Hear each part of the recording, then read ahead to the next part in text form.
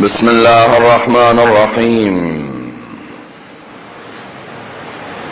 الحمد لله رب العالمين، والصلاة والسلام على سيدنا وعظيمنا وحبيب قلوبنا وشفيع نفوسنا أبي القاسم محمد. اللهم صل على محمد وآل محمد وعلى أهل بيته الطيبين الطاهرين وأصحابه الغر الميامين. الحمد لله الذي جعلنا من المتمسكين بولاية سيدي ومولاي علي بن أبي طالب. اللهم صل على محمد وآل محمد. الحمد لله الذي هدانا لهذا وما كنا لنهتدي لولا أن هدانا الله. أما بعد، يقول الله في كتابه الكريم: بسم الله الرحمن الرحيم. وعلى الثلاثة الذين خلفوا حتى إذا ضاقت عليهم الأرض بما رحبت وضاقت عليهم أنفسهم وظنوا أن لا ملجأ من الله إلا إليه ثم تاب عليهم ليتوبوا إن الله هو التواب الرحيم. The first of our salawat in honor of Rasulullah Muhammad sallallahu alayhi wa alihi wa sallam.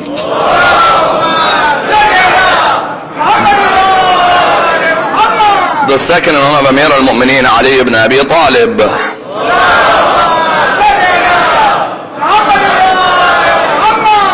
The third with your loudest voices in honor of the Imam of our time, Imam Sahib al-Asri wal-Zaman.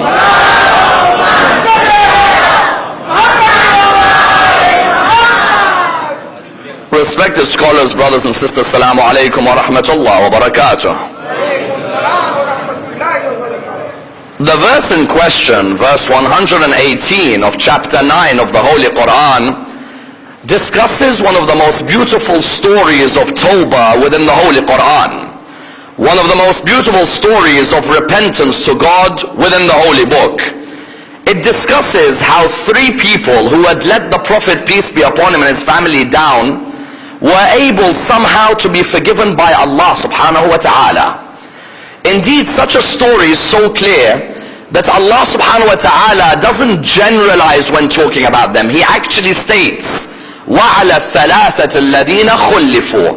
And as for the three who stayed behind, you find therefore here when Allah subhanahu wa ta'ala talks about this ayah is one of the most beautiful ayahs in looking at the doors of repentance always being open within the religion of Islam.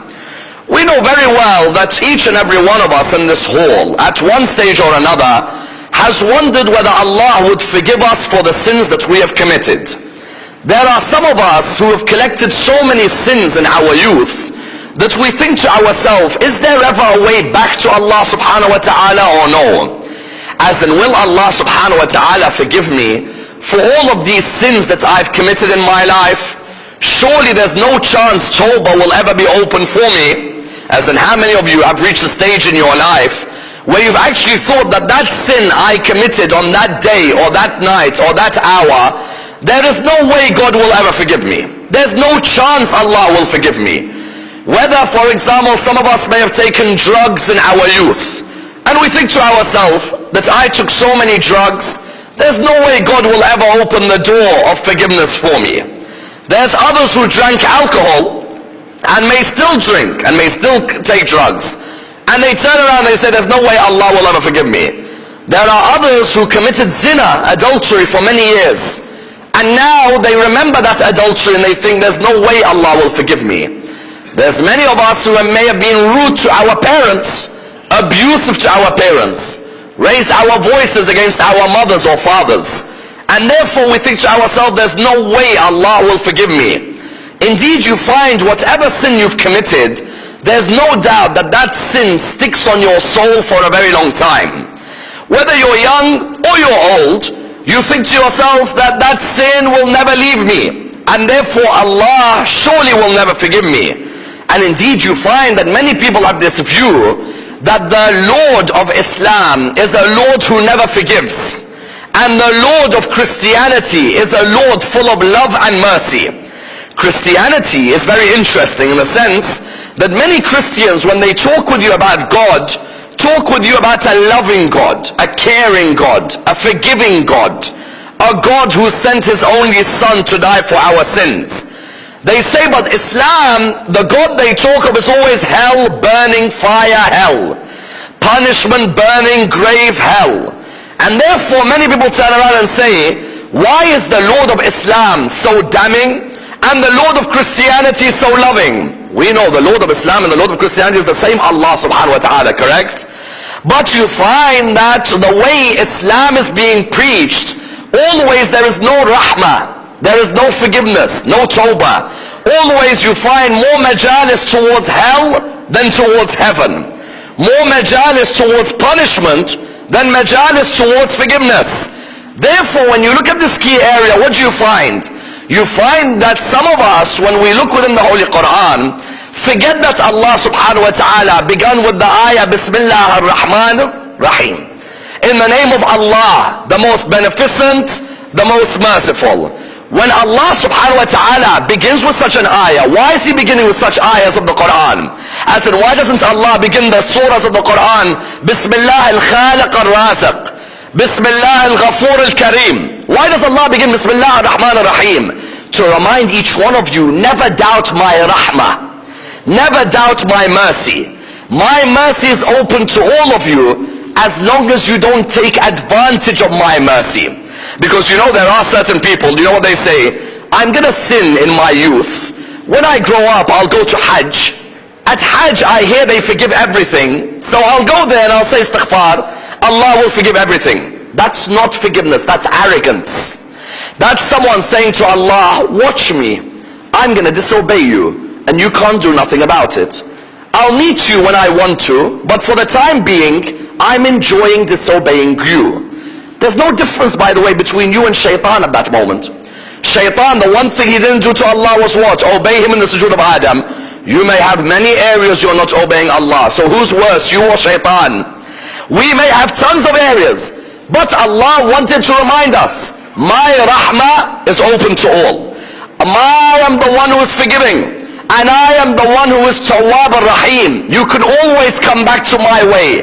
Never think that I will not forgive your sins. And that's why one of the biggest diseases we have in Muslim communities is judgmentalism. Why? Sometimes our Muslim communities are so judgmental of people that they never open the door that these people may change. Correct or no? As in, how many people have you seen in our communities? You find them saying, this person, they'll never change. This person, the worst person. Hold on. How do you know the person might not change? How many of you have seen people in their youth were the least religious? When they grew up, they're better than me and you now. Correct or no? There are some people in their youth not religious. One event changed their life. Their friend dying, may it bore them to Allah. Some disease, may it bore them to Allah. Some crash in their economic world, may it bore them to Allah. Don't judge a person as if you are God on this earth. The holier than thous in our communities are sometimes the biggest diseases in our communities. Do you know who the holier than thou are? The holier than thou are those whose appearance is religion. Their heart is full of envy. Their appearance is religion. Their heart is full of judgmentalism. Their appearance is religion. Their heart is full of jealousy. In my lifetime as a speaker, I have never had more trouble than from the holier than thous. The non-religious are good people, by the way. Yes, their hearts are good. They just need one or two changes in their life and you'll find them come close to Allah. I've seen so many non-religious in appearance, fantastic heart. I've seen so many brilliant in appearance, the worst heart. Because a religious person is never judgmental, correct? A religious person is someone who always reminds you, why don't you change in your life? Why don't you become a better person? Did not Allah give you Rasulullah Muhammad sallallahu alayhi wa sallam? Allahumma Did not Allah give you the Ahlul Bayt? Did not Allah allow you to be born in the house which taught you about Fatima al-Zahra? Why don't you become more religious? Sadly, you see the most judgmental people who push people away from the mosque are the holier than thous. The ones you see them, dua, mashallah, he's at Thursday night. Jum'ah, mashallah, he's at Jum'ah. Muharram, Thursday nights every time. And you'll see this person will tell you, this person is not religious. This family is really backward. This person, those people are the problem. Why? Because those people, when you see them, you don't want to be religious anymore. When you see them all publicly religious, inside envy, inside jealousy, inside hypocrisy, then you look at them and you say, you know what, I don't want to be religious. But don't be put off. Allah is Malik Yawm al-Din, correct? Nobody else. There aren't Muluk Yawm al-Din, correct? Malik, one. He is the ultimate judge. The community can say what they want. Don't listen to them. You come back to Allah, perform tawbah, and that's why Allah gives you such a story in the Quran. When Allah subhanahu wa ta'ala tells you such a story, He's telling you, listen, however bad you've been, my doors of tawbah never close. Never. I don't care if it is shaitan. If shaitan asks Allah for forgiveness now, Allah will forgive. The problem is shaitan's too arrogant to ask for forgiveness. But Allah subhanahu wa ta'ala is so forgiving, He never closes the door of tawbah to anyone. I don't care which sin. Someone says, you must be joking. There are certain sins where there's no way Allah will forgive. No. The only sin that Allah will not forgive on the day of judgment is shirk. Otherwise, in this world, every sin can be forgiven. Name the sin, the door of tawbah can be opened. There is not a sin that cannot be forgiven by Allah subhanahu wa ta'ala in this world. Therefore, when we look at this ayah is very interesting. Why? Because this ayah talks about three people. وَعَلَى الثَّلَاثَةِ الَّذِينَ خُلِّفُوا حَتَّى إِذَا ضَاقَتْ عَلَيْهِمُ الْأَرْضُ بِمَا رَحُبَتْ وَضَاقَتْ عَلَيْهِمْ أَنفُسُهُمْ. There are three people, and the earth straightened itself out and became not as spacious as it used to be for them. And their nafs suddenly wasn't as comfortable as it used to be. And what happened to them? They realized their sin. They sought refuge from Allah in Allah. So Allah opened the doors of tawbah for them, for His doors of tawbah are always open. Let's examine who these three people are, what their story is, how does their story relate to one of the most famous battles in Islam. Further than that, can a person, number two, ever despair of the mercy of Allah? As in, can I say, I'm going to hell, there's no way Allah will forgive me? Number three, have the doors of tawbah ever been closed by Allah? Number four, what ayah in the Quran do they call the ayah of rahmah, and why? Number five, which group of people after Karbala called themselves the people of tawbah because they felt they let Imam al-Hussein alayhi salam down? And number six, of the 30 who changed on the 10th of Muharram, who are the three most famous ones who joined Imam al-Hussein's army? Let's examine this and dissect this topic in complete depth. This particular story about the three, which three does this refer to? The Battle of Tabuk is one of the most famous battles in Islamic history. You see, Rasulullah had established Islam as a powerhouse. Mecca was in his hands. Medina was in his hands. For many years, the Meccans were in power. But he managed to overcome them and conquer Mecca. And then now Medina was in his hands. These Muslims, many of them, when Islam was weak, they used to all give back to the community, correct? You know, when your community begins, everyone gives back. When it's a small community, everyone's involved. When the community becomes bigger and we all get busy, suddenly we became complacent in giving back to the community. As in, when Mombasa Jama'at began, I guarantee you, when it was small, everyone participated. When it became bigger and everyone had their businesses, when everyone had their families, you find that people become complacent. When Rasulullah began Islam, the companions were all giving everything for themselves. They were sacrificing their wealth. They were sacrificing their families. They were sacrificing their lives. As Islam became stronger, Medina became stronger, you found that many of these companions, what did they do? many of these companions turned around and they started becoming more complacent. Suddenly these companions, you know, some of these companions, when they came to Medina, they couldn't afford bread at the beginning. The Muhajirun, when they left Mecca to come to Medina, couldn't afford bread. 9 years later in Medina, they had date palm orchards bigger than the whole of this island. They were rich, wealthy, big houses, big businesses. Allah had honored them by allowing trade to be free for them. To Syria, trade was free. Mecca was now in their hands. Yemen, the coffee and the halwa was coming to them non-stop, yes?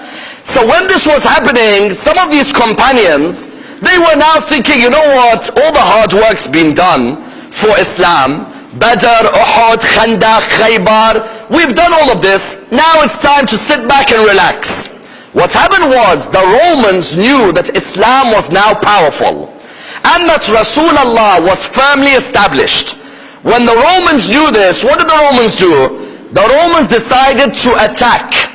They decided to send news that Islam cannot settle. If Muhammad is in charge of Mecca and he's in charge of Medina, then the Romans knew that their territory was under threat. As in, when I say Romans, today Romans, you imagine Italy, correct or no? In those days, the Byzantine Empire was a vast empire. And so Heraclius decided that I'm going to attack the Prophet and I'm going to attack his emissaries.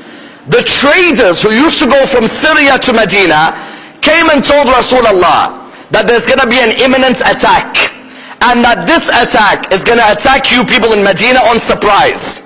The Holy Prophet heard this, and he heard and he went to his companions. He said to them, listen, the Romans are about to attack us. Are all of you ready to come out with me? Because the Romans the year earlier had killed one of his ambassadors, and now they wanted to attack Medina. So he said to them, are you ready to be alongside me? They turned around, they said, yes, Ya Rasulullah. A number of them said, we're ready. Another group of them thought to themselves, what? Another group of them thought, you know what? This is the period where the tax returns come. What do I mean? You know, there's always a tax year, isn't it? At that year, the accountants are busy, correct or no? That was the period where you see how much profit you made in your businesses. It was the period that people count from all of their palm trees. They count how much money has been made from the import and the export. You found one group of people, Rasulullah came to them. He said, my dear companions, we're under threat from the Romans. Are you ready to come alongside me? One group of people turned around to him and said, what? One group turned around and said, you know what, we'll think about it. He said, what do you mean? He said, the people are going to attack us. They said, we're not sure, we'll think about it. Amongst each other, what were they saying? Listen, our profits from our date trees are going to be counted now. Muhammad wants us to go to war. I've got this much money coming in, and he wants me to go to war. Let me wait to see if I made profit this year. I tell you, nothing can stop you from being committed to deen like money, no doubt. If you want to have commitment to mosque, if there's a business deal versus a kushali, I guarantee you a person will think 100 times before going to the kushali. If there's a business deal before a shahadat of an imam, he'll think, you know what, shahadat can wait, Muharram and Ramadan I'll go, yes? Nothing can stop you from ibadah like that. So they turned around, they said what? One group of them said, I don't think we can join you. Said, why? Said, because we're waiting for the profits from the dates. Rasulullah said, but Islam is under attack. Allah helped you. You had no money. Now He gave you all this rizq. Do you doubt Allah will not look after your rizq? Come out with me. They said, no. We'll wait for the dates, but we promise when the files are returned, we'll come and join you. That was one group. A second group, do you know what they said? What an excuse. This second one's a fantastic excuse. And the Quran mentions it in Surah 9, verse 49. وَمِنْهُمْ مَنْ يَقُولُ ذَنْ لِي وَلَا تَفْتِنِّي أَلَا فِي الْفِتْنَةِ سَقَطُوا. Do you know what this second group said? Ya Rasulullah, we can't join you in war. He said, why? He said, are you going to fight the Romans? He said, yes, I am. He said, then we can't join you. He said, why? He said, we can't concentrate. He said, what do you mean can't concentrate? He said, Roman women are so beautiful, we think that our eyes will only be on them.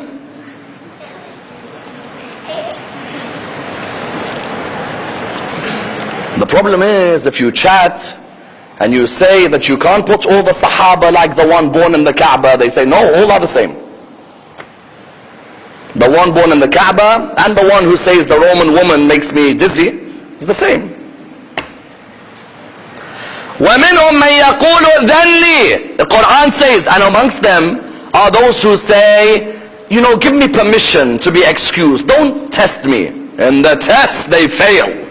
They turn around to Rasulullah. Imagine, would you ever say to Rasulullah, even if you thought it, yes?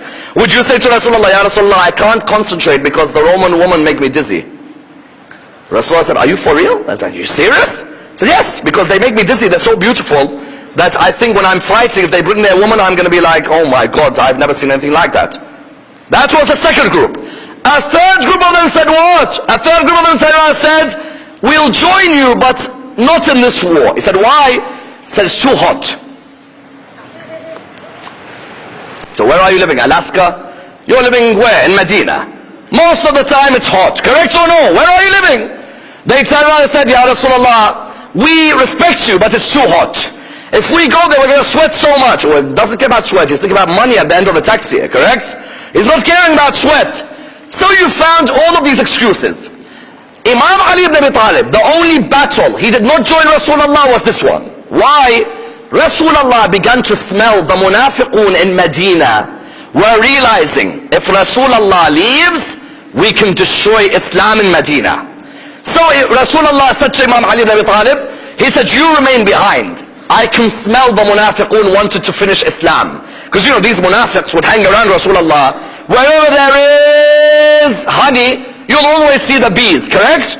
They would hang around Rasulullah, mashallah, subhanallah, mashallah. You always are wary of those who smile in front of you. They're normally the biggest backstabbers behind you, yes? So, they used to see Rasulullah like this. When they would stay behind, Imam Ali ibn Abi Talib said what? Imam Ali ibn Abi Talib, Rasulullah said to him, stay here. He stayed behind. There were three who Rasulullah expected to join him. This is who the Quran talks about. Who are the three? The first of them was Hilal bin Umayyah. The second was Marara ibn Rabi'. And the third was Ka'b bin Malik. These three, Rasulullah came, he said, listen, I need your help. This is going to be a war. If these Romans turn up, then we're going to fight. If the Romans don't turn up, I still need numbers. Because you want to take a good army, correct? They looked at him, they said, Ya Rasulullah, you know what, we're a bit busy. You go, we'll come tomorrow. He said, join me now. No, you go, we'll come tomorrow. Rasulullah set off. Allah subhanahu wa ta'ala sometimes does something very interesting, yes? Sometimes Allah knows there's no war. The test is, were you willing to go or no? Ibrahim, Allah knows there's no Ismail gonna be cut. Are you willing to kill him? I just want to see if you're willing to. Don't worry, if I want, I'll change my plan, correct? Ismail was never gonna get killed by Ibrahim. Never, Allah would never allow it. But Allah wanted to check, is Ibrahim loving me that much that he is willing to? Rasulullah, what was he testing? Are you all ready to join me when I ask you? If you believe in me as your prophet and you are my Sahaba, will you come? They said tomorrow. The next day he came, Rasulullah left. Again he said to them, come. They said tomorrow. The next day the Sahaba had not gone. These three were sitting with each other. They're like, when shall we join Rasulullah? I said, don't worry, the business year hasn't finished. We'll go tomorrow. The next day, tomorrow. The next day, tomorrow we'll go. Rasulullah has gone with his army. They've reached there. The Romans have decided not to turn up for the war. Therefore, 30,000 soldiers had gone. But the Romans had decided not to turn up for war. Rasulullah was returning. These three felt guilty. They were sitting amongst each other. They're like, I wonder how Rasulullah is doing. I think we've let Rasulullah down. Please don't forget this line. This is the most important line on any lecture in Tawbah. Have you let Rasulullah down? They said, we think we've let Rasulullah down. Let's go tomorrow. One of them goes, listen, just sit down. It's too late now anyway. Now that it's too late, he's going to come back anyway. He's going to be safe. We could have gone a few days ago, but we'll tell him that, listen, we heard you're coming back. We couldn't make it. When their wives found out that they hadn't gone, Rasulullah returned. The wives found out they hadn't gone. The wives went to Rasulullah. Ya Rasulullah, can we divorce our husbands? Rasulullah said, why? Said, they never joined you to help you. He said, don't divorce them, separate from them. A man who does not help the one chosen by Allah when he needs him is a man virtually out of the religion of Islam. Rasulullah said to them, they came, the people all turned away from them when the soldiers came back. Said, you people are an embarrassment. Allah's prophet, all he asked from you is come join him. And you wait to see what your prophets are from your date trees? They turned, they would go mosque, no one in mosque would talk to them. They'd go to their wives left them. They'd go to the community didn't want anything to do with them. They came to Rasulullah turned his face, and there is nothing worse than Rasulullah turning his face away from you. These three let Rasulullah down. Do you think Allah would ever forgive them? Because they've let Rasulullah down. Surely Allah would never forgive. Do you know what they did? They decided, you know what? We've let Rasulullah down. What are we going to do? Let us go to the mountains of Medina. We'll go and sit there together and we do istighfar next to each other. They went, they sat there, they said we don't want any food. Their wives would come and bring them some food. They wouldn't talk to their wives. They would do istighfar, istighfar, istighfar. Again they realized there is no chance, no sign that Allah has forgiven them. You know what they decided to do? They said, listen, maybe three of us sitting next to each other doing tawbah will not work. You go to one mountain, you go to another mountain, you go to a third mountain, all of you sit separately. Let's really cry to Allah. In Dua Kumail, what do we say? أرحم من رأس ماله الرجاء وسلاحه. What's my weapon with Allah? My tears, correct? What do I have other than my tears? What do I have? When I have committed zina with a lady in the Muslim community or outside of the community, what do I have except my tears? When I drink alcohol, what do I have except my tears? When I have watched that which I'm not allowed to watch, what do I have except my tears? Ya Allah, I can't give you anything else. But I can cry to show you, Allah, I regret what I did. Ya Allah, if my tears are not proof of my tawbah, then what is? They went on three separate mountains. This is tawbah. Tawbah is not you saying, you know what, I've changed, I've become religious, astaghfirullah, I'm not doing it again. That's not tawbah. Tawbah is regret. Tawbah is the signs of tears from your eyes. Fourth Imam used to say, don't look at the size of the sin, look at who you were disobeying. Don't look at the size of the sin. Some people, you know what they say? I don't do big sins, I do small sins. Ali ibn Abi Talib says the biggest sin is the one you think is a small one. Therefore these three went on three different mountains and they kept on saying istighfar. Days passed, they didn't go home. In the heat, remember what did they complain about first? Heat. Now they made the sun burn them. But they said, if it means Allah's door of forgiveness will open, then let our body taste the feeling of obedience the way it indulged in disobedience. They went towards the mountain, they sat there. Jibreel came to Rasulullah with this lovely ayah of the Quran. وَعَلَى الثَّلَاثَةِ الَّذِينَ خُلِّفُوا. Yes? حَتَّى إِذَا ضَاقَتْ عَلَيْهِمُ الْأَرْضُ بِمَا رَحُبَتْ وَضَاقَتْ عَلَيْهِمْ أَنفُسُهُمْ وَظَنُّوا أَنْ لَا مَلْجَأَ مِنَ اللَّهِ إِلَّا إِلَيْهِ. You know, this one line is amazing. As for those three, Allah mentions in the Quran, as for those three who turned away and stayed back when you needed them. And those people, they felt suddenly the earth was constricted. Because you know when you commit haram, you feel the whole earth turn upside down on you, correct? You know that morning after you've done haram, you feel like you're sick. There's no one who can deny, from the speaker to the listener. The worst feeling is when you've done haram that night, you go crazy. The only problem is if you get yourself used to it, it becomes normal. The Quran said the three who turned away and didn't come. And the earth suddenly became what? Restricted. Their nafs, wallah, the Quran's imagery is amazing. Their nafs becomes tight. When you commit haram, your nafs, it feels dirty.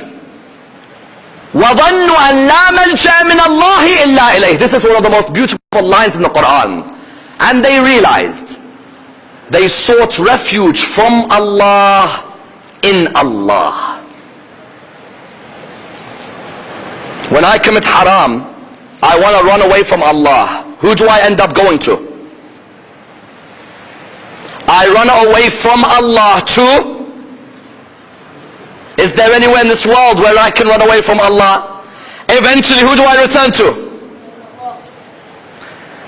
In dua, Imam says what? Haribun minka ilayk. We run away from you to you. However much I try and run away when I've committed haram, who do I end up going back to? Who else is there than Allah who I can go back to? Correct?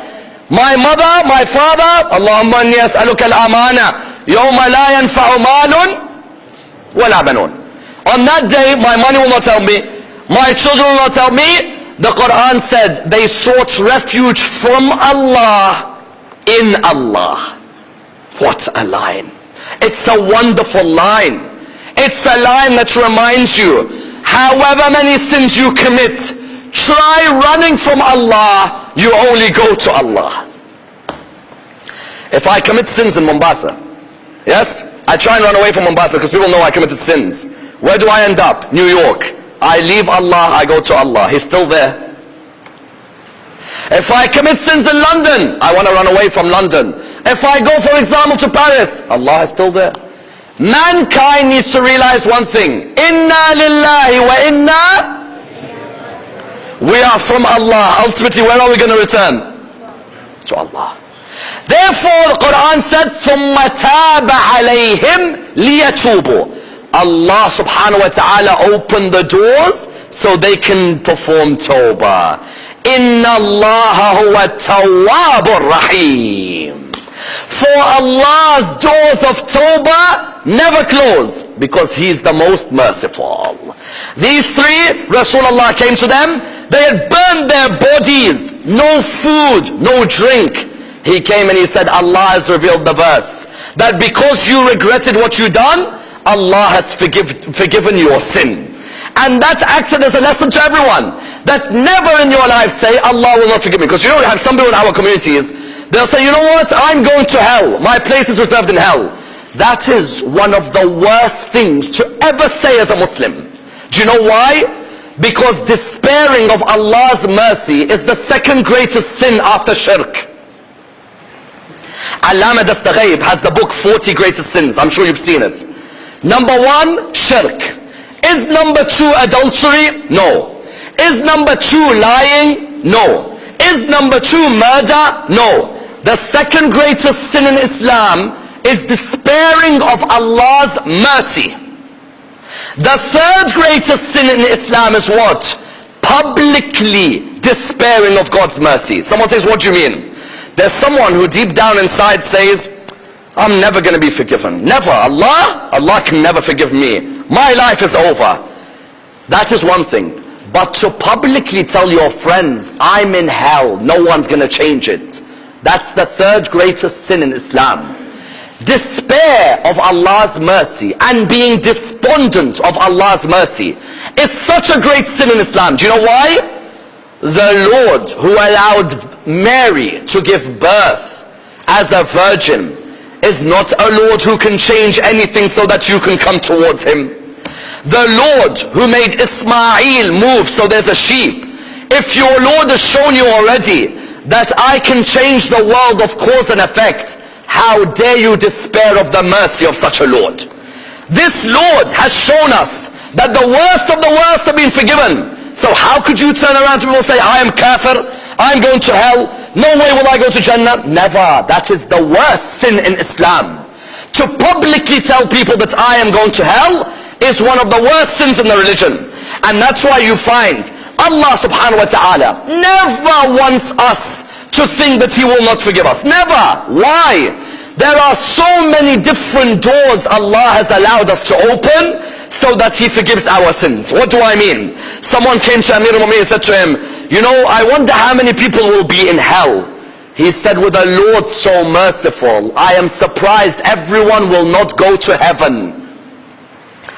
They said to him, and they asked many, what do you mean? Look how many things Allah does to open the door of forgiveness for us. How many of you in A'mal have read when the A'mal is on the PowerPoint or on the dua book, it says, if you do this, you're forgiven. Correct or no? How many different A'mal? Let me give you an example. Allah subhanahu wa ta'ala tells us, come Laylatul Qadr, spend one night in ibadah, I'll give you a clean slate the next day. Correct or no? Inna anzalnahu fi laylatul وما أدراك ما ليلة القدر خير من ألف تنزل الملائكة والروح فيها بإذن رب من كل أمر سلام. That day the angels will come down. All I have to do in mosque is what? I simply have to sit in mosque that night. I read a couple of du'as. Allah tells me, just sit in the mosque that night, I will forgive every sin you've done. Is that a God who wants to send you to hell or heaven? Laylatul Qadr, number one. Number two, how many of you here have been to Hajj? Is there a day like the day of Arafah? You're telling me Allah wants to send people to hell? Those of you who haven't been to Hajj, I don't think you understand what the day of Arafah means, do you? I don't think you do. Do you know what the day of Arafah is? When 60 Imam says Hajj is Arafah. Do you know what Arafah is? Allah says, come to me between Dhuhr and Maghrib. Just sit in Arafah. I'll forgive every sin you ever committed. And 60 Imam says, if you doubt that every sin has been forgiven on the day of Arafah, your Hajj is batal. Wait. You're telling me I come for 6 hours between Dhuhr and Maghrib. All I do is sit there. Yes, no du'as, don't do du'a. Sit. You're telling me all I do is come and sit there. Yes. And everything I've done, everything. And if I doubt, your Hajj is batal. Never doubt me on the day of Arafah. There's not one sin I won't forgive. I am surprised when people postpone Hajj to go to holiday resorts. That person, someone needs to sit with his brain and play with it a little.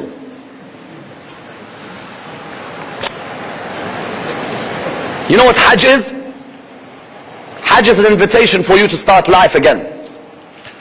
And you know all you have to do? Come to Arafah, sit there for a few hours, start again. But more importantly, what a blessed Lord that Lord is. I who've been rude to him, arrogant to him, neglected him. إنك تدعوني. What do we say in dua iftitah? إنك تدعوني فأولي عنك تتحبب إلي. You invite me, I turn away from you. You show love towards me, I show hatred towards you. And then I turn up for Hajj. I who've been rude to Allah my whole life, turn up for Hajj. I sit in Arafah. 60th Imam says Hajj is Arafah, nothing else. I sit in Arafah from Dhuhr to Maghrib, clean slate, start again. Have you ever seen a Lord so merciful? Further than that, Allah tells us, pray Salat al-Layl, I will forgive your sins of that day. 60th Imam was asked, why is Namaz al-Shab important? Do you know what he said? The sins of your day are deleted when you pray Namaz al-Shab. If I committed the odd sin in the day, I pray Salat al-Layl, my whole sin of that day is deleted. And you know what's beautiful about Salat al-Layl? Is that, you know, in Salat al-Layl, you read Surah al-Fatiha, you read the Quls, you finish with them, then you raise your hands. Oh Allah, this is the position of the one who seeks refuge in you from the fire of hell. Then you do al-afu, you say sorry, astaghfirullah, I'll ask for your forgiveness. And then Allah trains you. Yes? If you want my forgiveness, are you ready to forgive my creation? There are many who come and say, astaghfirullah, astaghfirullah, ya Allah forgive me. You tell them, have you forgiven your sister or your brother or your wife? No, I'll never forgive them. Allah says, how do you expect me to forgive you when you couldn't forgive my creation? Salat al-Layl, Namaz al-Shab. Do you know how many people do you read dua for in Namaz al-Shab? How many? How many? 40. You pray for the forgiveness of 40 people, dead or alive. Do you know why Allah did that? You know what you'll see, and only those who pray Namaz al-Shab will tell you. Only those who pray Salat al-Layl will tell you. When you're praying, you think, the faces come up, correct? Mom, may Allah forgive mom. Dad, may Allah forgive dad. My brother, oh, not them. Do I have to forgive them? How many of you pray Salat al-Layl? Your worst enemy comes in the dua. You're praying. Forgive my mom, my dad, my brother, my sister, my cousin, this one, this one. Oh, do I have to forgive them? At that moment is the biggest test of your spirituality. Can you forgive those who have wronged you? Because if you want real tawbah to happen, first forgive Allah's creation, then Allah forgives you. If you're the type who hasn't forgiven a cousin or a relative or a friend, however many people talk to you, then don't expect Allah to forgive you when you couldn't forgive His creation. And that's why when you come to the ayah of mercy in the Quran, what's the ayah of mercy? قُلْ يَا عِبَادِيَ الَّذِينَ أَسْرَفُوا عَلَى أَنفُسِهِمْ. This ayah shows you, none of you in Mombasa tonight, no one listening to this message on the internet or on television, no one doubts Allah's rahmah. Allah's tawbah is open for all of us. This Muharram could be a Muharram where your life changes. Take advantage. This ayah, what does it say? قُلْ يَا عِبَادِيَ الَّذِينَ أَسْرَفُوا عَلَىٰ أَنفُسِهِمْ. Say to my servants, subhanallah, what a lovely way for Allah to talk to me, the sinner.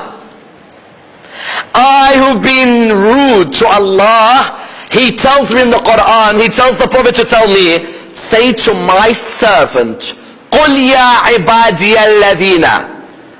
A person came to Nabi Musa, you know what he said to him? He said, Musa, where are you going? He said, I'm going to speak to the Lord. You know, you should speak to the Lord. He said, can I ask you for a request? He said, yes. He said, can you ask Allah subhanahu wa ta'ala if He'll forgive me for what I've done in my life?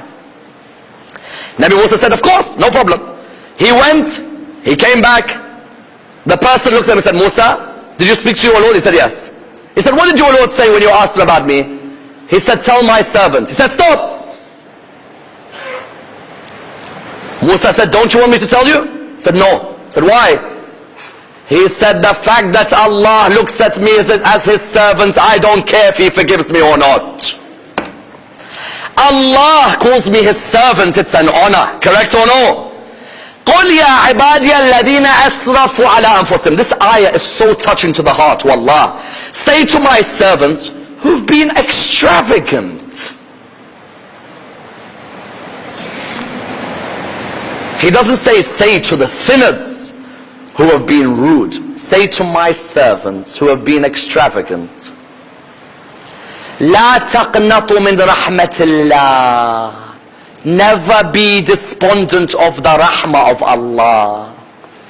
إِنَّ اللَّهَ يَغْفِرُ الذُّنُوبَ جَمِيعًا. Allah forgives every sin. إِنَّهُ هُوَ الْغَفُورُ. For He is the all-forgiving. Have you ever seen an ayah this beautiful? Say to my servants, Ya Allah, I'm your servant. I who lied about you. I who didn't pray until I was old. I who miss Ramadan and make excuses. I who don't attend the majalis of your beloved ones. I who have committed zina. I who have committed adultery. I who have lied, stolen, theft, fraud. And you tell me, say to my servant who has been extravagant, that never despair of my mercy. They asked Rasulullah, what does Allah mean by mercy? He said, Allah has 100 portions of mercy. 1 out of 100 He's given in dunya. The other 99 He shares with us on the day of judgment. How beautiful is this Lord? Dunya, 1 out of 100 mercies. The other 99 is when? Is on the day of judgment. Imagine if dunya, everything I have, is 1 out of 100, then what rahmah is Allah going to show me on the day of judgment? And that's why you find, when the Quran said tawbah is open for all, you found everyone looked to take advantage of that tawbah. After Karbala, there was a group of Kufa. They felt they let Imam al-Hussein down. They didn't come to Karbala. They promised they will come. Some Kufans were imprisoned, like Mukhtar. Some were killed, like Maytham al-Tammar. Others got to Karbala, like Habib ibn Madahir. Yes? Muslim bin Awsaja. 90% of Imam's army is Kufa.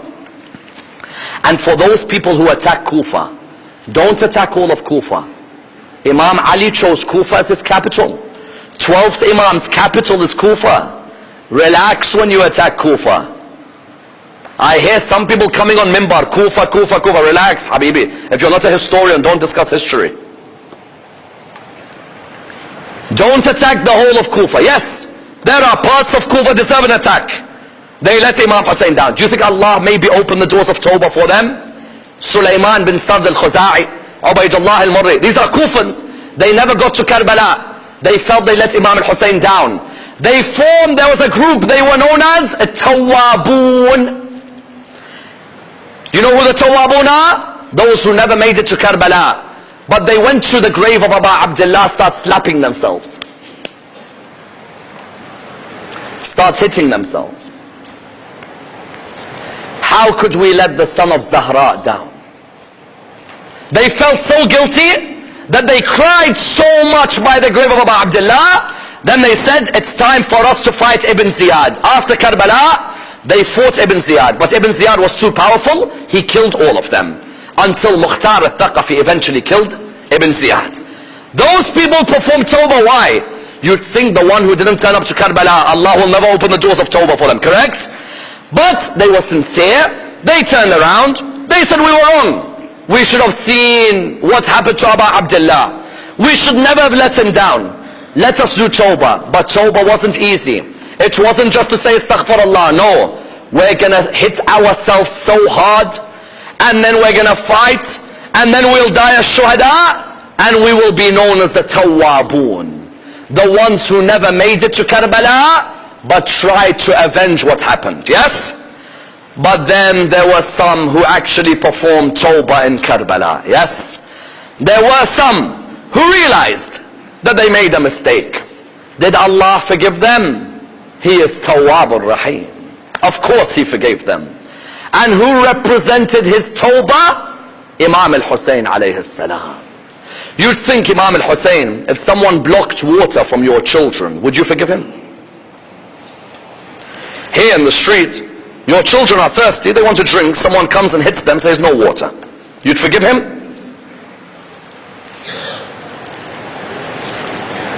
What a heart must you have to forgive the man who blocked water from your children. There are some of us, we don't forgive people in our community for something stupid, small. Small. I'm not going to forgive. Abu Abdullah's kids were thirsty. And one man was the cause. Did he turn around and say, I don't forgive. You can bring me Maulanas, you can bring me, I'm not forgiving. Abu Abdullah wanted a lesson to be learned. Don't be bad when it comes to forgiveness. Look at the way I dealt with people on the 10th. 30 changed on the 10th of Muharram. The total number of shuhada in Karbala on the side of Imam al-Hussein was 120. 72 plus 18 family members, how much does that make? 90. Plus 30 who saw his magnanimous face and heard his beautiful speech, and they changed and they came towards him. Yes? The first two of them who came towards him, two brothers who used to hate his dad, Sa'ad al-Ansari and Abu al-Hutuf al-Ansari, two brothers, Khazrajis. They were haters of Ali ibn Abi Talib. They couldn't wait to fight Abu Abdullah.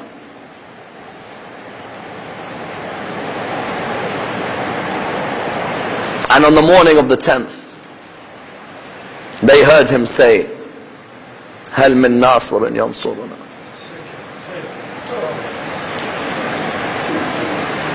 Am I not the son of Fatima al-Zahra? Is Khadija al-Kubra not my grandma? Is Ja'far al-Tayyar not my uncle? Is Hamza Sayyid al-Shuhada not my uncle? All of Umar bin Sa'ad's army was looking, saying, we want revenge for your father. These two brothers, Sa'ad and Abu al-Hajj, sitting next to each other. One looked at the other, he said, whose shafa'ah are we looking for at the end of this war?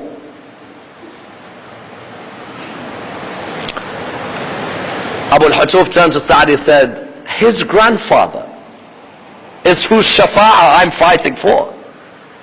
How will I get his grandfather's shafa'ah if I'm fighting him here in Karbala? They came to Abu Abdullah. Ya Abu Abdullah, forgive the both of us. We were mistaken. We want to perform tawbah. We were wrong. We put our hands up, Ya Abu Abdullah. He said to them, you are forgiven, my sons. Come join our army. Forgive me if I am not a good host. I have no water to give you. Have you seen a man like this? It's an honor. You know, sometimes when you don't commit a sin, not because you fear Allah, some people are not at that level, have respect for Abu Abdullah at least. I know it's hard to stop listening to music, it must be. But when you do stop, if you're not doing it for the music, do it to make sure the man in Sham never wins. And the man in Karbala forever wins. When you do wear hijab, if you're not doing it for Allah, do it to make sure his sister won. Not for yourself. It's difficult to cover. Center of beauty in a woman is her hair. If you can't do it for yourself, do it so Zainab never dies. That you say there's a Zainab everywhere. Those two came, they died alongside Abu Abdullah. But arguably, the greatest tawbah ever. The greatest tawbah ever. Hur bin Yazid al-Riyahi. I tell you, every time you reflect on the change, it's not easy. It's not easy. To leave everything. Everything. This was a young man, powerful. 1,000 soldiers behind him. Ibn Ziyad chose him purposely.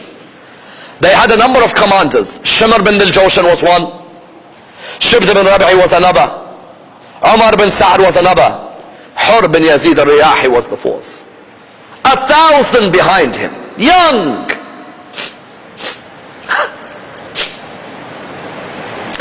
Wallah, it's the greatest change I ever have read in my life. And you know, I have so much love for him. Some may turn around and say, we can't love him because of what he did. No.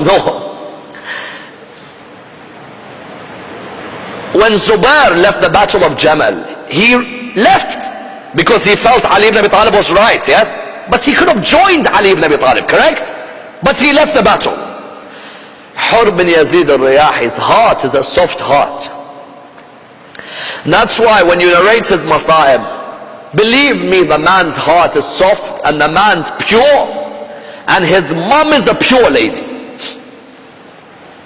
Because you know, when he died, Abu Abdullah said to him, you are like your mother named you, Hur, free. When Hur came to Abu Abdullah, when they met each other at the beginning, he said, he looked at Abu Abdullah, Assalamu alaikum wa alaikum assalam. He said, Abu Abdullah, can I ask you for a request? He said, yes. Now, of course, at the moment, he wants to block Abu Abdullah from going Kufa, yes? He says, Abu Abdullah, can I ask you for something? He said, yes. He said, my soldiers are thirsty. Can we have access to your water? Because remember, he hasn't blocked the water from him yet. He said, my soldiers are thirsty. Can we have some of your water? Abu Abdullah looked at him and he said, Hur, of course. Take water not just for your soldiers, your horses, let them drink water as well. The soldiers drank, and they drank more, and the horses drank. A A few days later, Hur got the order, block Hussein from going to Karbala, go to Kufa. Imam al-Hussein wanted to go. Hur said, you can't go, you have to stay here. He said, why? He said, I'm sorry, you can't go. I've been given orders, you cannot go. He said, but the people told me to come. He said, you don't go. Imam said, may your mother have never given birth to you. Hur looked at him. His reply is a wonderful reply. He said, if you had been the son of any other mother, I would have cursed her. But you are the son of Zahra.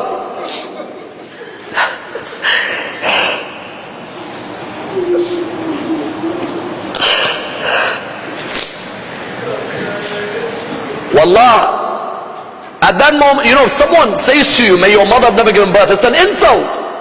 He said, Aba Abdullah, you've just attacked my mom, but I can't attack your mom.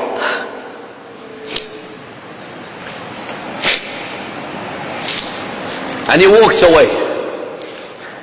The next few days for him was the most confusing days. He kept on reflecting, what am I doing? This is the son of Fatima al-Zahra.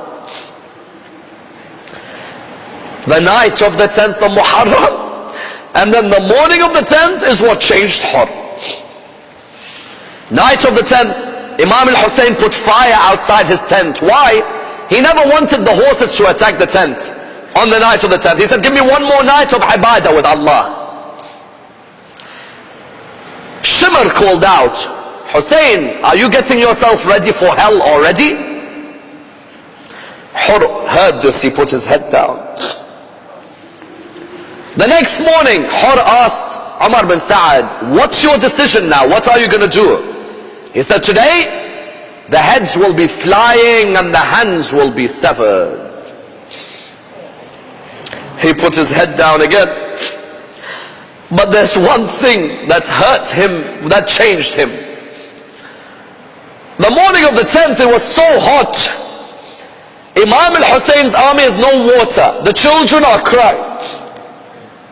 Hur is standing there. He sees Umar bin Sa'ad suddenly say, bring water for my horses. Their hooves cannot take the heat of Karbala. Hur turned around. He said, if your horses cannot take the heat of Karbala, then how are Sukaina and Ruqayya bearing with the heat? May Allah bless all your tears. These are the tears of people who have tawbah. Muhajir came to me, looked at Hur's face. He said, listen, if they ask me who's the bravest warrior in Kufa, I'll say Hur bin Yazid al-Riyahi. What's wrong with you? You look nervous. You look like you're changing. He said, I have a decision to make between heaven and hell. Yes? And there's no way I'll let my soul go to hell. He turned to his son. He turned to his servant. He said, come with me. Let's go to Abu Abdullah. He rode his horse. He went towards Imam al-Hussein. Do you think he raised his head? No, he was embarrassed. He put his head down. He got closer. When Abu al-Fadl saw him, Hazrat Abbas, when he saw him, he wanted to come out to attack him. Abu Abdullah said, wait, Abbas, wait, let's see. He came, his head was down. He said, Abu Abdullah, I beg you, forgive me. Forgive me for what I've done. Forgive me for blocking the water. Would you forgive him, my dear brothers and sisters? What a heart Imam al-Hussein has. He said to him, Hur, do not worry. You are forgiven. And then he turned around, he said, Abu Abdullah, I want a favor from you. He said, what is it? He said, where is Sayyidah Zainab? Yes? He said to him, why? He said, I want to ask for her forgiveness. Yes? Because I know. Do you know why he's saying that? It's as if he can see what's going to happen in Sham to Zainab.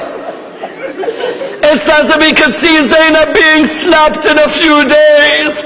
It's as if he can see Zainab being whipped, yes? And that's why the narration mentions that he embraced Imam al-Hussein.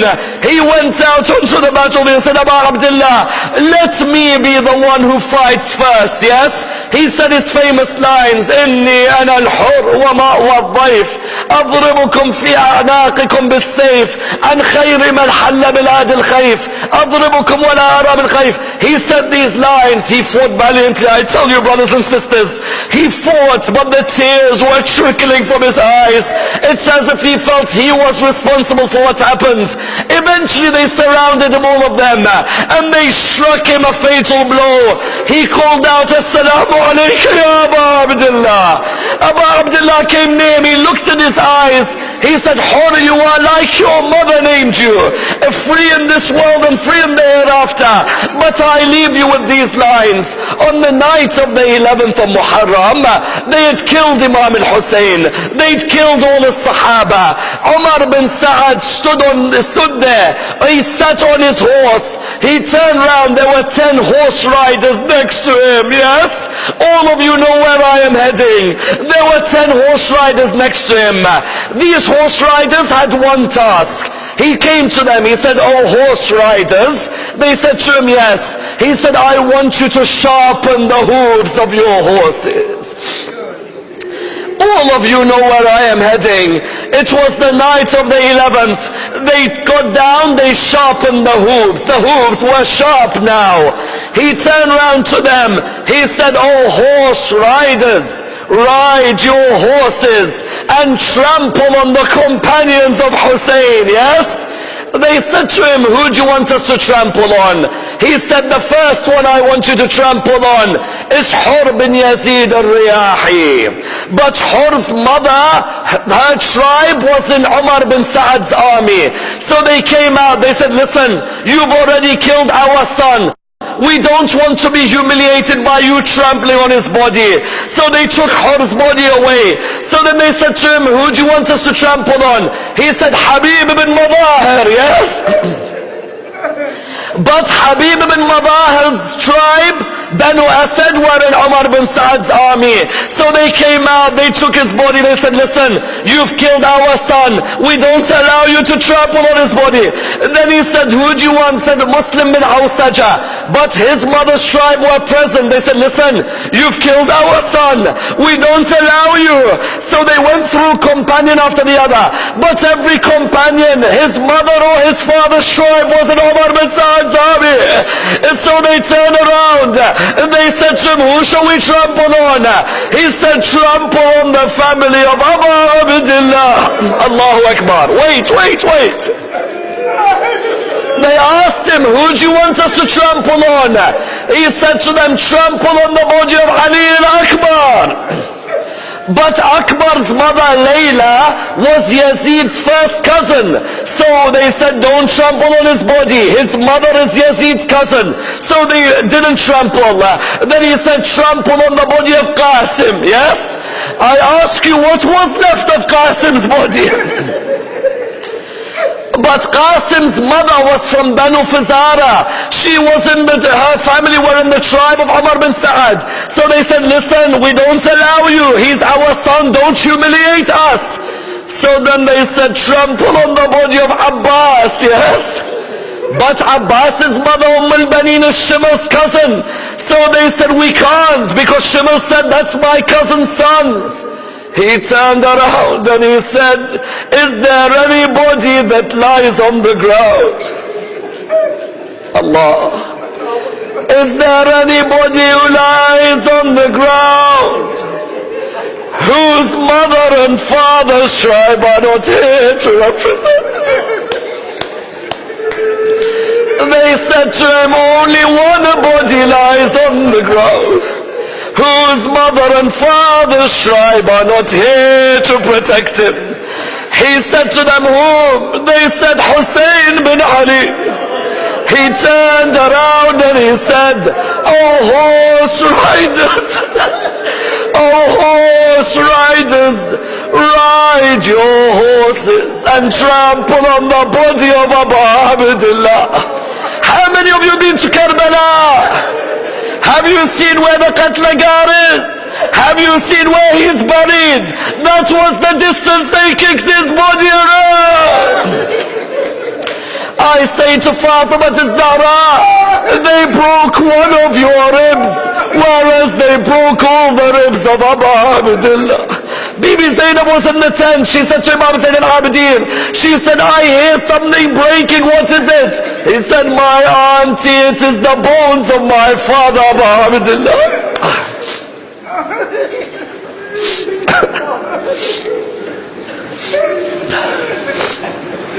مأتم الحسين يا حسين يا